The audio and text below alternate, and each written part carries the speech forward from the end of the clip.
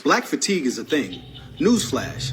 White people don't want to live around ratchet black people, and black people don't want to live around ratchet black people. I mean, it's nothing like going to the Walmart on a Sunday morning, and then you see the bonnet crew walk in. Loud, obnoxious, the kids are everywhere, in every aisle, unattended, and that's anywhere you go. No matter what, they're highly emotional, highly sensitive. You can't say nothing. You can't even smile and hold the door for them because they'll look at you like you're crazy. And always the victim of something. Either you stepped on a shoe, you looked at them wrong, you told them good morning. They're never happy, they're never satisfied. And you wonder why normal, good black people move out of the hood as soon as they start getting successful. I was one of those black people that said, man, if I made some money, I'ma stay here. I'ma buy up this, buy up that. I'm gonna support the community. As soon as I got my money, I got the fuck up out of there. Because they don't know how to appreciate good shit.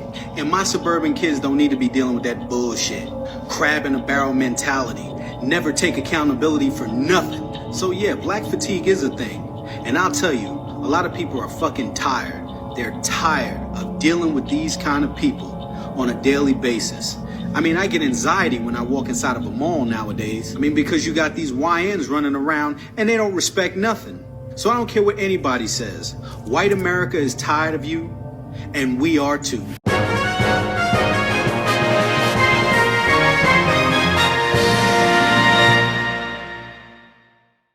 It's really late and I'm pretty tired, but I guess I'm not as tired as black people are of being represented and being labeled as hood.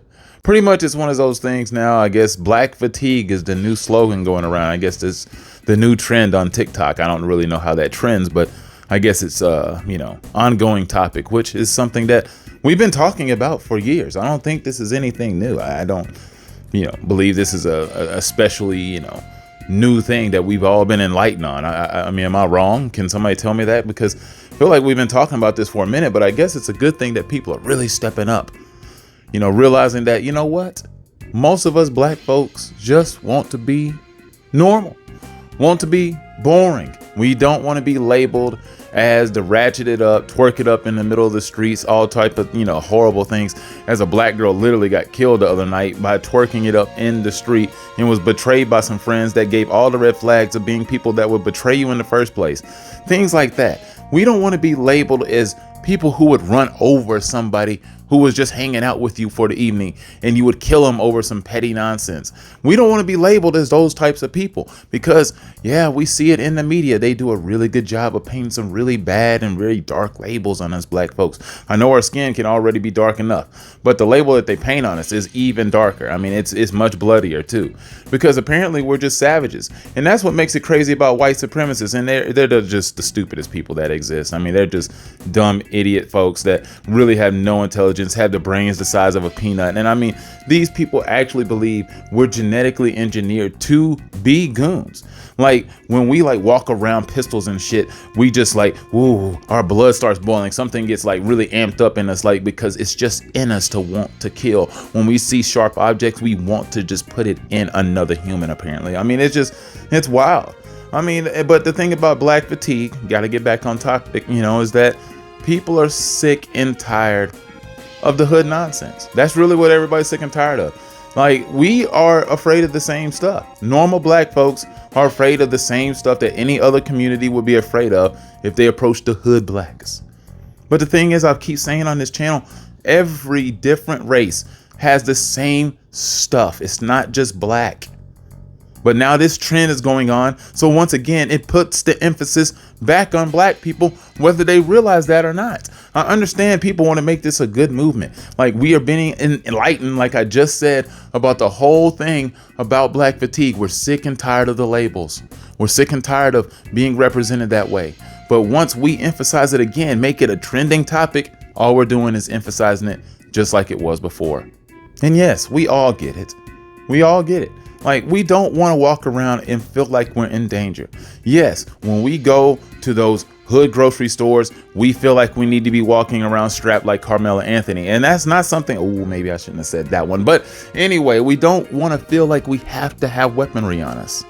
But that's how white people apparently feel all the time anyway, because they just want to have their guns. Now, the funny thing is, like, I live in Tennessee, I live in an open carry state, and all these people who are acting like, oh my God, it's just going to be Armageddon out here, just free for all, just a wild, wild west. It's not that. The people who are carrying around guns in the first place are still the same people who are carrying around guns now. Things haven't changed. It's just the same stuff. But yet people, I don't know, they overreact about a lot of different things. And that's the same thing about this topic now. Now we got people out here saying, oh, well, let me play one of these clips. Black fatigue. This video might make you uncomfortable, but it needs to be made. There's a growing sentiment, most recently, of individuals who are proclaiming they do have black fatigue. And you don't have to be a non-black person to have black fatigue. What does that phrase actually mean?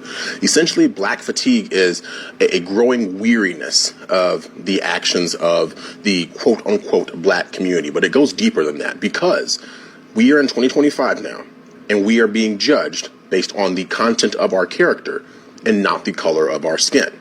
But the interesting part is, the lie that's been sold to the black community in particular is that the color of our skin dictates the content of our character. That's why in the black community, sometimes you'll hear people say, oh, you are acting white, when they're talking to someone like myself who doesn't act the way most people would expect a conventional black person to act.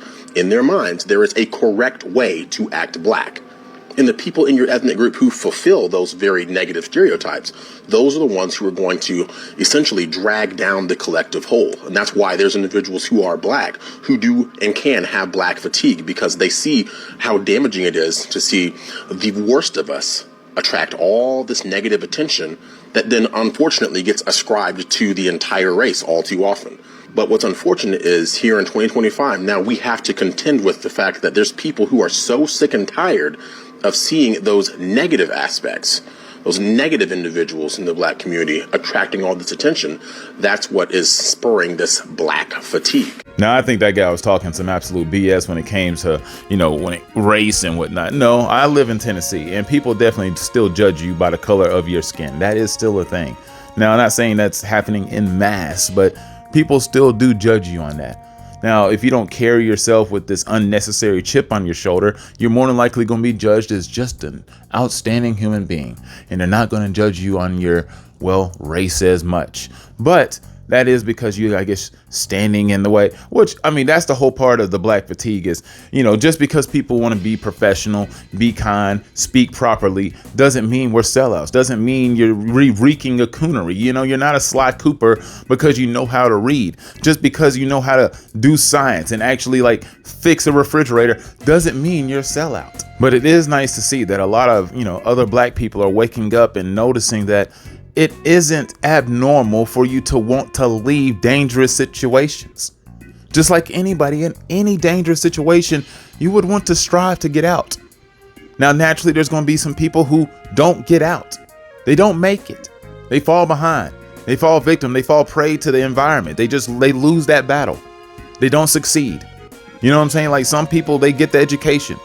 They get the skills. They do whatever it takes to get out of the hood, and they make it. Make something of themselves, make their family proud, all that stuff, etc., etc. And they usually do not return. And there's a reason why, because they just simply don't want to be around them.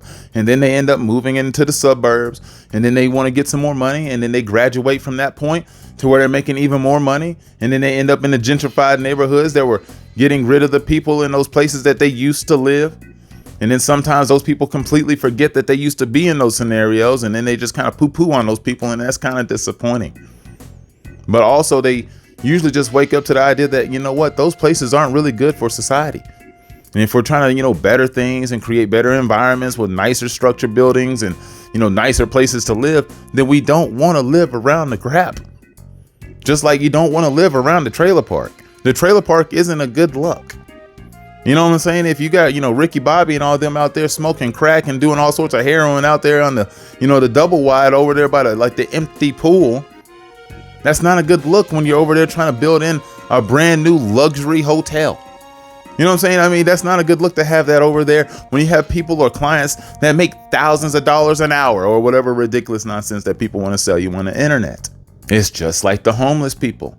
They treat them all the same. They treat the same people from those dirtier, more impoverished environments the exact same. Eventually you start looking down on those folks, which you can't look down on them because they're all human. But sometimes you do realize like some of these people are not trying to better themselves. Some people simply want to live off Section 8. They don't want to do anything better. They want to live life, doing the bare minimum, accomplishing the bare minimum, doing the bare minimum, and just really existing and being in comment sections on the internet where all they're doing is hating on folks and just living a terrible life. And it's like, what is the point of that existence? You know what I'm saying? Like, if you're really not trying to better yourself, you're not trying to do anything better for folks, or if you're just trying to intimidate everybody every time you don't get your way, I mean, what really are you doing? You know what I'm saying? Like, I mean, what are we really doing? So, I mean, the whole black fatigue thing, I get it. But once again, I don't like the whole notion of it because it puts an emphasis on this whole thing that black people are the problem. When no, it's not black people. It makes it seem like we're genetically engineered to goon, and we're not.